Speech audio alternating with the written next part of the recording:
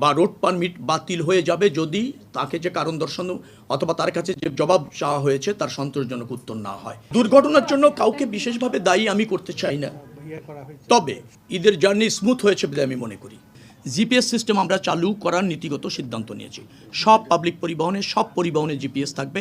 তাহলে দেখবেন যে নিয়ন্ত্রণ আরও বেশি সম্ভব হবে। স্পিড নিয়ন্ত্রণ করা যাবে, গাড়ির অবস্থান নিয়ন্ত্রণ করা যাবে, কে ট্রাফিক রুল মানছে না নিয়ন্ত্রণ করা যাবে, কে মাঝপথ থেকে ঘুরিয়ে যাত্রী নিয়ে চলে যাচ্ছে মানে টিকিট ছাড়াই ইসের মধ্যে আর কি যাত্রীদের তুলে তার ইচ্ছা মতো ভাড়া নিয়ে চলে যাচ্ছে গন্তব্যে, সেগুলো নিয়ন্ত্রণ করা সম্ভব হবে। ঈদের জার্নি স্মুথ হয়েছে বলে আমি মনে করি, কারণ 1.5 কোটি মানুষ 3 দিনের মধ্যে ঢাকা ছাড়তে চেয়েছে। কোথাও কোনো বড় ধরনের 2-1টি অনাকাঙ্ক্ষিত দুর্ঘটনা ঘটেছে, সেটার জন্য আমরা দুঃখিত, জাতি দুঃখিত, জাতি ভারাক্রান্ত, মর্মাহত।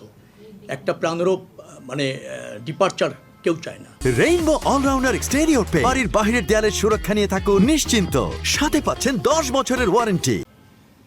2টি বড় দুর্ঘটনা ঘটেছে, এছাড়া যানজট বলেন, মানুষের ঘন্টার পর ঘন্টা অথবা যানবাহনের অভাবে বাড়ি যেতে পারছে না, ঈদের দিনও রাস্তায় কেটেছে, এরকমও ছিল।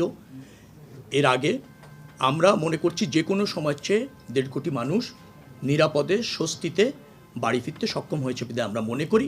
যদিও আমি বলছি যে 2-3টে দুর্ঘটনা আমাদেরকে ব্যথিত করেছে এবং আমাদেরকে যেটাকে বলা হয় ভারাক্রান্ত করেছে। দুর্ঘটনার জন্য কাউকে বিশেষভাবে দায়ী আমি করতে চাই না, তবে এর সাথে যাদের প্রাথমিক পর্যায়ে সম্পৃক্ততা পাওয়া গিয়েছে তদন্ত কমিটি করে তো এগুলি দেখতে হচ্ছে, আর যাদের সম্পৃক্ততা পাওয়া গিয়েছে তাদের মধ্যে আমরা কিন্তু আইনানুগ ব্যবস্থা নিয়েছি। শুধু ওই গাড়ির রুট না, তাদের আগামীতে তাদের কাছে জবাবদিহি চাওয়া হয়েছে, ব্যাখ্যা চাওয়া হয়েছে। সন্তোষজনক ব্যাখ্যা না হলে শুধু ওই বাসটি না, ওই কোম্পানির সকল বাসের রেজিস্ট্রেশন বা রোড পারমিট বাতিল হয়ে যাবে যদি তাকে যে কারণ দর্শানো অথবা তার কাছে যে জবাব চাওয়া হয়েছে তার সন্তোষজনক উত্তর না হয়।